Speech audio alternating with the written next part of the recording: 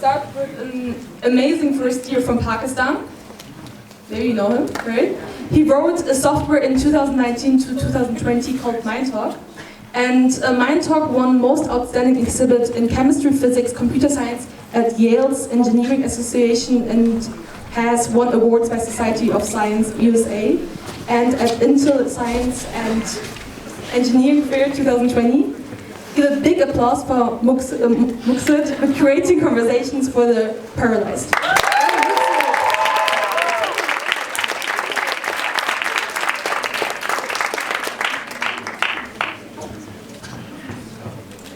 All right. Hello, people. Hello, everybody. The broad topic for today's TEDx RBC session is creating conversation. And in my speech today, I thought I'd take it very literally. But before I begin, I want you all to take a moment to imagine. Imagine being trapped inside your own body, and being trapped inside your own skin, and not being able to move, and not being able to speak. Just imagine that for a second. And I'd assume many of you would be thinking of something like this. Or perhaps something like this. But today, I want to talk about a different kind of trap. Today, I want to talk about this. ALS. And I'm sure a lot of you might have heard of it from the famous internet challenge that was called the Als Ice Bucket Challenge. It was a really famous challenge in the early 2010s, and basically what you did was you took a bucket of ice cold water and you poured it upon yourself. But has anyone ever wondered what the point of this challenge was? So the point of this challenge was to raise awareness. To raise awareness by, when you take this bucket of ice cold water and you pour it upon yourself, for a very brief moment of time you feel what people with ALS feel. You feel trapped. You cannot move. And for a very brief moment of time, you feel paralyzed. So let's talk a little bit about ALS. So it falls under this broad category of diseases that are called the motor neuron diseases. And what these diseases do is they basically affect the system of your brain and your nerves. So your nerves get weaker and weaker, and there comes a point in time when your brain can no longer control your body parts.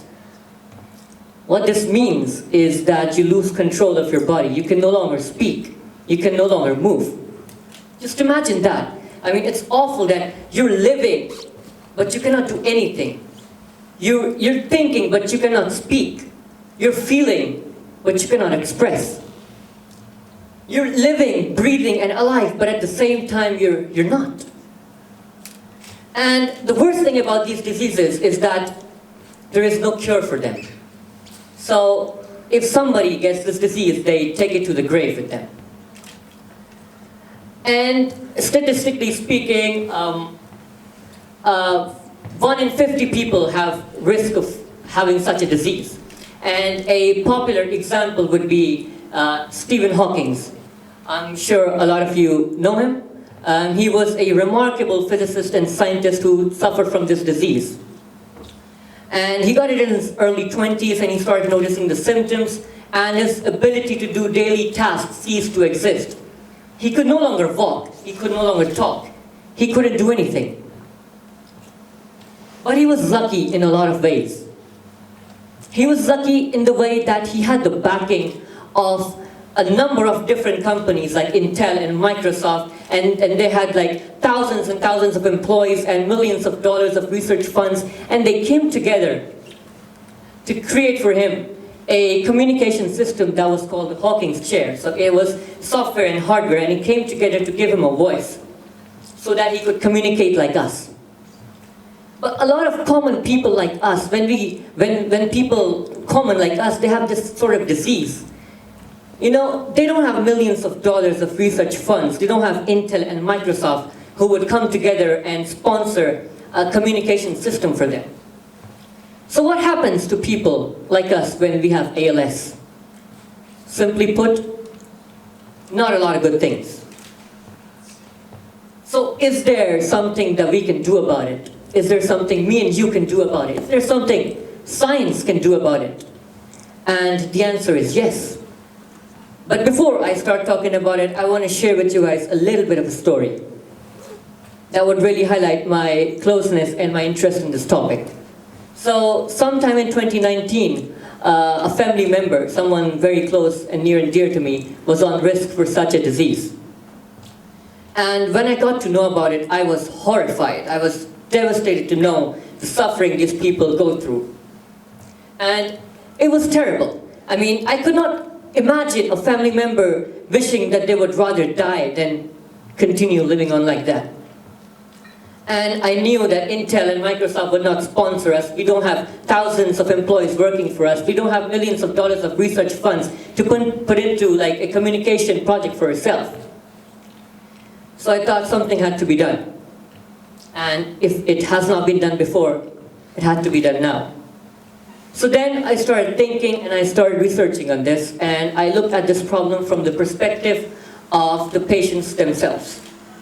So I thought, people with ALS cannot talk. They cannot move. So is there something that they can do? And I got it. They can think. They can think just like the rest of us. They can think like normal people. But here's the problem. They can think like us. I mean, of course, their system of nerves is affected, so what they think cannot be transported to their different parts of the bodies. But they can still think. So if some way we could pick up what they're thinking, we could make it work. But here's the deal. Mind reading is not possible, right? I mean, there is no way we can know what someone is thinking, right? Wrong. Turns out, it is possible.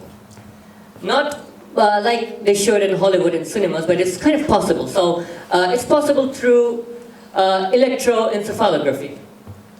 It's a long, complicated word. What does it mean? Well, when we think, our brain produces these kind of waves.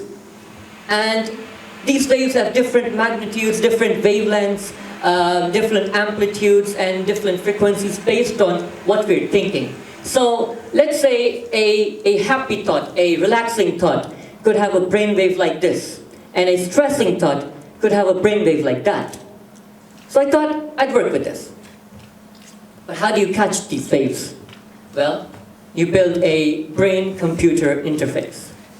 It sounds very complicated, but it's not. It's actually, you just put electrodes on different parts of your scalp, and through a wire, you pass on these signals into a circuit that cleans the signal, reduces any noise, and then just goes into a computer and you can read it. It's actually simple. So I thought I'd work with two waves, and I'm pretty sure people who have done computer science before can see what I'm going through with this. I take two waves and I clean them and I signal them. And I already have myself a binary communication system. I can use these two waves as ones or zeros or yeses or nos or ons and offs or agreement or disagreement. So how does this work? Well, you ask them a question. You tell them if they want to answer it yes, they can stress out. If they want to answer it no, they can relax. But that was too boring. I didn't want to do that. I didn't want to talk to my family member and have them just answer in yes and no. I wanted to have proper conversations with them.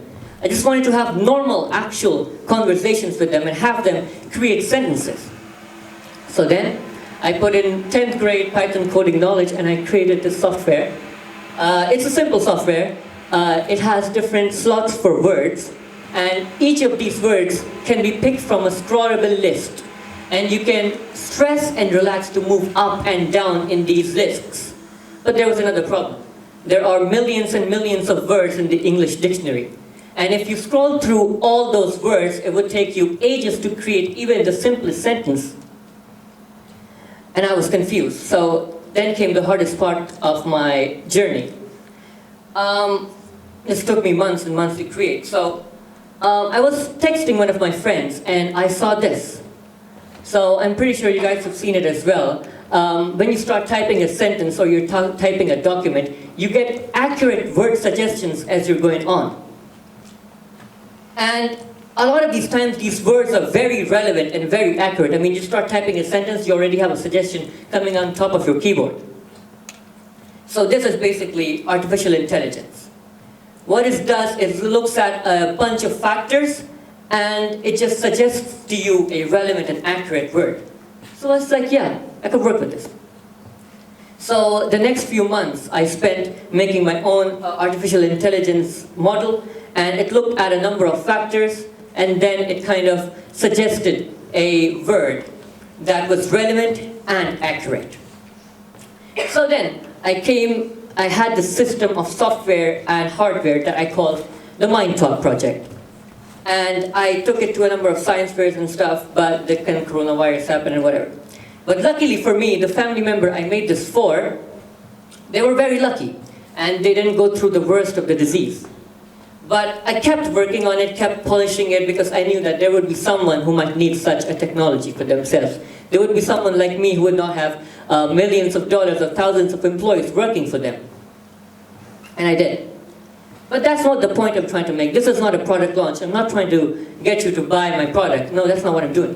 I'll probably not even launch this product, because as I read EG News every day, I'm pretty sure there would be some big company, big tech company who's going to beat me to this idea, and probably already has. The point that I'm trying to make is that the world around us is evolving and progressing so fast. And especially when it comes to technology, and things that seem so impossible to do, like mind reading or something like that, are becoming easier to do every single day. And you know, the point that I'm really trying to make is that if you told someone from 50 or 100 years ago about things that we do so casually and normally today, like use internet or use your smartphone, they'd call you a fool. And so will the people of today when you talk to them about ideas that would be normalized 50 or 100 years from now. What I'm trying to say is that you don't need to be Bill Gates or Mark Zuckerberg or Steve Jobs or Elon Musk to come up with ideas that would change the world, or to come up with solutions to the world's greatest problems. They're humans just like us. And if you really feel strongly about a problem and you have the determination and motivation to stick to your idea, I'm pretty sure there's no problem in the world that is too big to be solved. And even if it has not been solved by the greatest minds to exist, it is not impossible for you to solve it. You just need a good idea, a motivation, and determination to stick to your idea. And if you have them, incredible.